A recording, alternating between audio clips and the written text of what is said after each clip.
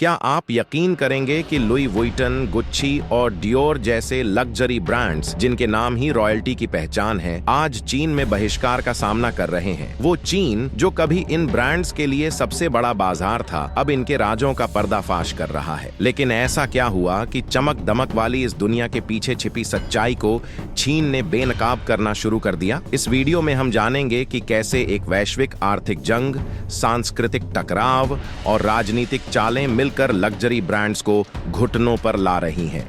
पिछले 2 दशकों में चीन लग्जरी ब्रांड्स के लिए सोने की खान बन चुका था। हर साल करोड़ों डॉलर की खरीदारी होती थी और ब्रांड्स चीनियों के स्वाद के हिसाब से अपने डिजाइन बदलते थे। लेकिन 2025 में हालात तेजी से बदलने लगे। पश्चिमी ब्रांड्स पर आरोप लगने लगे कि वे चीन की संस्कृति का अपमान कर रहे हैं और कुछ मामलों में श्रमिकों का शोषण भी कर रहे हैं। इसके साथ ही चीन की सरकार ने भी इन ब्रांड्स पर आर्थिक और नैतिक दबाव बनाना शुरू कर दिया। अब ये सिर्फ व्यापार नहीं बल्कि पहचान, राष्ट्रवाद और रणनीति की लड़ाई बन चुकी है। एक चीनी सरकार वो अब खुलकर कह रही है कि चीन को अब किसी विदेशी ब्रांड की जरूरत नहीं है। सरकार अपनी घरेलू इंडस्ट्री को प्रमोट कर रही है और राष्ट्रवाद को बढ़ावा दे रही है। 2 पश्चिमी ब्रांड्स, ये ब्रांड्स अब उलझन में हैं। वो चीन को खोना नहीं चाहते लेकिन अपनी पुरानी रणनीतियों के साथ आगे नहीं बढ़ सकते। 3 चीनी उपभोक्ता, अब लोग सिर्फ ब्रांड देखकर खरीदारी नहीं कर रहे, वे देख रहे हैं कि ब्रांड उनके देश, संस्कृति और मेहनत का कितना सम्मान करता है। 4 स्थानीय ब्रांड्स, लीनिंग, नेइवाई और बोसिडिंग जैसे ब्रांड्स अब न केवल घरेलू बाजार बल्कि अंतरराष्ट्रीय स्तर पर भी पहचान बना रहे हैं। विशेषज्ञों की राय, वेइवेइजिंग, बैन एंड कंपनी की सीनियर पार्टनर, चीन अब सिर्फ उपभोक्ता नहीं निर्माता भी बन गया है। लग्जरी ब्रांड्स को अब चीनी बाजार को समझने की जरूरत है, सिर्फ बेचना काफी नहीं। मैक्स पियरो, लग्जरी कंसल्टेंट, जो ब्रांड चीन की सामाजिक भावना को नजरअंदाज करेंगे उन्हें बड़ा नुकसान होगा। यह अब सिर्फ फैशन नहीं, भावना की बात है। पिछले कुछ सालों में कई ब्रांड्स ने चीन की संस्कृति को कॉपी किया लेकिन पहचान नहीं दी, जैसे डियोर की स्कर्ट, गुच्ची का पंख वाला ड्रेस जो किसी ताओइस्ट वेशभूषा जैसा था। इन घटनाओं ने एक धारणा बना दी कि पश्चिमी ब्रांड्स चीन को सिर्फ एक बाजार समझते हैं, सम्मान नहीं देते। इस धारणा ने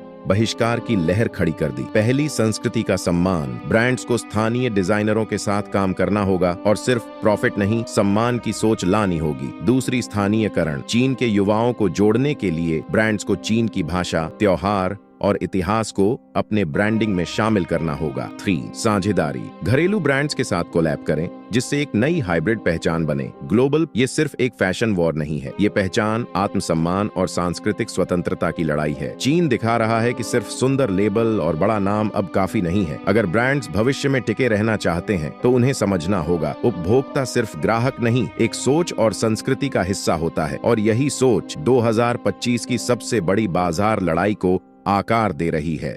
2025 में चीन की अर्थव्यवस्था थोड़ी लड़खड़ा रही है। रियल एस्टेट क्रैश, बेरोजगारी और युवाओं में असंतोष बढ़ा है। ऐसे में विदेशी ब्रांड्स, खासकर लग्जरी ब्रांड्स को अब गैर जरूरी माना जा रहा है। गुच्ची, डियोर और लुई वुइटन की बिक्री में 20% से ज्यादा की गिरावट आई है। कई स्टोर्स बंद हो गए हैं और कुछ ब्रांड्स चीन से धीरे धीरे बाहर निकल रहे हैं। इसका एक कारण है चीनी सरकार द्वारा ब्रांड्स पर नैतिक दबाव बनाना। डियोर ने हाल ही में एक स्कर्ट डिजाइन लॉन्च किया जो हूबहू पारंपरिक चीनी कपड़ों जैसा था, लेकिन क्रेडिट नहीं दिया। इस पर सोशल मीडिया में आग लग गई और ब्रांड को माफी मांगनी पड़ी। चीन में विदेशी लग्जरी की शुरुआत 1990 के दशक में हुई, जब आर्थिक उदारीकरण के बाद वहां का मध्यम वर्ग तेजी से बढ़ा। युवा पीढ़ी के लिए लग्जरी सिर्फ फैशन नहीं था, वो एक सामाजिक स्टेटस बन गया। चैनल, प्राडा और हर्मेस जैसे ब्रांड्स ने बड़ी धूमधाम से चीन में एंट्री की और देखा कि यहाँ तो बाजार ही बाजार है। चीनी ग्राहक भावनात्मक रूप से इन ब्रांड्स से जुड़ गए, लेकिन साथ ही साथ स्थानीय ब्रांड्स भी धीरे धीरे मजबूत होने लगे। 2020 के बाद एक नया ट्रेंड दिखा, मेड इन चाइना पर गर्व करने का। यहीं से टकराव की शुरुआत हुई।